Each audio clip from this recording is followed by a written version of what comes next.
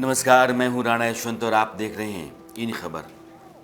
वक्फ कानूनों में बदलाव की खातिर सरकार की तरफ से विधेयक लाया गया है और संसद में उस पर चर्चा हो रही है। जब मैं आपसे ये बात कर रहा हूं उस समय चर्चा गर्म है और दोनों तरफ से यानी कि सत्ता पक्ष और विपक्ष दोनों तरफ से अपनी अपनी दलीलें रखी जा रही हैं। विपक्ष कह रहा है कि सरकार दरअसल मुस्लिम समुदाय है उसके हितों की अनदेखी कर रही है और सरकार कह रही है कि वक्फ कानूनों के ज़रिए जो बेलगाम अधिकार दे दिए गए हैं उनको काबू करने और व्यवस्थित करने की कोशिश का नाम है नया कानून या नया विधेयक।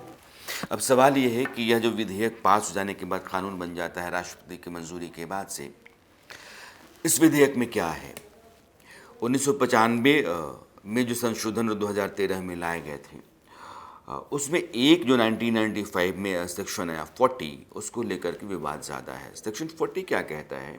वो ये कहता है कि वक्फ बोर्ड को लगता है कि कोई संपत्ति वक्फ संपत्ति है तो नोटिस जारी करने के बाद यह तसल्ली करने के बाद कि संपत्ति वक्फ की है घोषित कर सकता है कि वक्फ की संपत्ति है।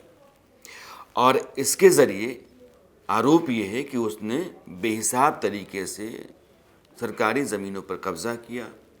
वैसे लोग जो कमज़ोर थे, जिनके पास कागजी दस्तावेज़ नहीं थे, उनकी ज़मीनों पर कब्ज़ा किया, गलत तरीके से ज़मीनें हथियाईं। यही कारण है कि 2013 और 2024 के बीच में वक्फ की ज़मीन 2 गुना बढ़ गई, यानी कि 4 लाख एकड़ से वो 8 लाख एकड़ हो गई। अब देश में 2 ऐसे इंस्टीट्यूशंस हैं जो सरकारी हैं, रेलवे और डिफेंस, जिनके पास वक्फ बोर्ड से ज़्यादा संपत्ति या ज़मीन है। तीसरा वक्फ बोर्ड है और आरोप यही लग रहा है कि चूँकि कानून जो है वो एक अलग समानांतर व्यवस्था खड़ा कर रहा है, इसलिए उसमें किसी की दखलंदाजी नहीं होती है।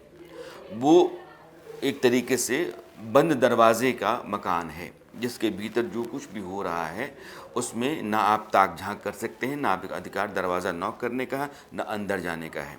अंदर जो लोग हैं वही फैसला करते हैं कि आगे क्या होगा। अब वक्फ बोर्ड की संपत्ति पर अधिकार करने या वक्फ संपत्ति घोषित करने का जो अधिकार है उसको वापस सरकार ले रही है। वो कह रही है कि इसमें 3-4 बातों का तय होना बहुत ज़रूरी है। पहली बात ये कि ये संपत्ति वक्फ की है, ये वेरिफिकेशन के बाद ही तय होना चाहिए। ज़िला कलेक्टर के पास अधिकार होगा कि वो ये तय करे कि ये संपत्ति वाकई सरकारी संपत्ति जो वक्फ में चली गई है वो वाजिब तरीके से गई है या फिर कब्ज़े की है। या वैसे लोग जो बार बार एतराज़ करते रहे हैं कि मेरी निजी संपत्ति वक्फ की संपत्ति घोषित कर दी गई है, उनका एतराज़ जायज़ है या वक्फ का फ़ैसला सही है। तो अब इसमें एक तरीके से आप समझिए कि हर मामले को देखने और उस पर निर्णय करने की गुंजाइश पैदा की जा रही है। यानी कि जितनी संपत्तियां वक्फ की सवालों में हैं, विवादों में हैं, उन संपत्तियों पर या तो सीएजी की तरफ से कोई ऑडिटर बिठा करके आप उसका निपटारा कर सकते हैं या फिर सरकार का कोई बड़ा अधिकारी उस मामले में जांच करके फैसला कर सकता है। जो स्थितियां ज़िले के भीतर हैं, ज़िला कलेक्टर के पास भी अधिकार दिया जा रहा है कि वो इस तरह के मामलों में एक निर्णय ले सके। तो वो निर्णय उसका निजी नहीं होगा, कागज़ों के आधार पर होगा और वाजिब क्या है, कानूनन सही क्या है, यह देख करके वो कोई फैसला लेगा। अब कुछ चीज़ें हैं जो नया विधेयक है उसके ज़रिए आपके सामने रखना चाहता हूँ। इसमें जो वक्फ परिषद होती है, वक्फ काउंसिल, सरकार जो केंद्र की होती है उसके पास एक परिषद है जो राज्यों में बोर्ड के साथ समन्वय और सामंजस्य स्थापित करती है। बोर्ड अलग अलग राज्यों में है और ये इनकी संख्या लगभग 30 के आसपास है। तो अब ये कह रहे हैं कि मुस्लिम महिलाओं और गैर मुसलमानों को भी काउंसिल का जो वक्फ काउंसिल है, गवर्नमेंट ऑफ इंडिया की जो बॉडी है, उसमें प्रतिनिधित्व दिया जाएगा। राज्य का जो बोर्ड होगा वक्फ बोर्ड, उसमें मुस्लिम और गैर मुस्लिम इन दोनों को रिप्रेजेंटेशन दिया जाएगा। महिलाओं की नुमाइंदगी भी वक्फ बोर्ड में होगी। जो वक्फ काउंसिल है सेंट्रल गवर्नमेंट की, उसमें और राज्य के वक्फ बोर्ड में 2 महिलाओं को रखना अनिवार्य होगा और एक सेंट्रल पोर्टल होगा। डेटाबेस के ज़रिए वक्फ की जितनी भी संपत्तियां हैं उनका रजिस्ट्रेशन, वेरिफिकेशन और उनकी सही स्थिति की जानकारी उस पर रहेगी, ताकि उस डेटाबेस के ज़रिए ये पता कर सकते हैं, आप कहीं भी ट्रांसपेरेंसी लाई जा रही है कि कितनी संपत्ति है और कहाँ है। तो चल अचल जो संपत्ति होती है, वक्फ का मतलब है कि दान। और इसमें एक नियम अब ला दिया गया कि एक आदमी अगर वो 5 साल या 6 साल के दायरे में इस्लाम को अपनाए हुए है और वो दान करता है, वही वक्फ हो सकता है। इसके अलावा ये है कि जो मूल अधिनियम है उसमें अपील के लिए कुछ पावर प्रोविजंस किए गए हैं, और उसके लिए जो वक्फ ट्राइब्यूनल है जो पहले बनाया गया था कि आप वक्फ बोर्ड से एतराज़ करते हैं तो आप ट्राइब्यूनल में जाएंगे और ट्राइब्यूनल का जो फैसला होगा वही आखिरी फैसला होगा, आपको अदालत में जाने की कोई गुंजाइश नहीं दी गई थी। अब उसमें भी थोड़ा सुधार किया जा रहा है। ये 2 मेंबर का ट्राइब्यूनल होगा और ट्राइब्यूनल के आदेशों के खिलाफ हाई कोर्ट में अपील के लिए 90 दिनों की समय सीमा दी जाएगी, यानी कि आप हाई कोर्ट में अब अपील कर सकते हैं। यानी वक्फ बोर्ड, बोर्ड के बाद ट्राइब्यूनल, ट्राइब्यूनल के बाद हाई कोर्ट्स। तो ये एक व्यवस्था जो है वो दी जा रही है। वक्फ की जो प्रॉपर्टी है उनके सर्वे के लिए सर्वे कमिश्नर का जो अधिकार है वो कलेक्टर के पास होगा, यानी कि अब सर्वे का राइट जो है वो ज़िला का जो कलेक्टर है उसके हाथ में होगा।